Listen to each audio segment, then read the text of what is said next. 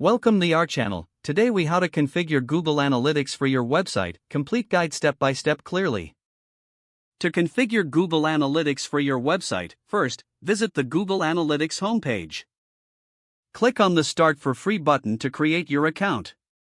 Sign in with your Google account or create a new one if necessary. Once signed in, click on Set up for Free to begin the property setup. Enter your website name in the property name field. Select the appropriate time zone and currency. Click Next to proceed to the next step. Now, choose the industry category that best fits your website. Select the size of your business for better analytics customization. Click Create to generate the property. Review and accept the Terms of Service Agreement. After accepting, you will be directed to the property setup page. Under the Data Stream section, click Add Stream to begin tracking. Choose Web as the platform you want to track. Enter your website URL and stream name. Click on Create Stream to finalize this step. Once the stream is created, you will see a measurement ID.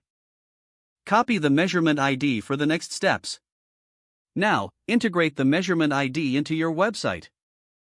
If you're using a content management system, locate the settings for adding custom code.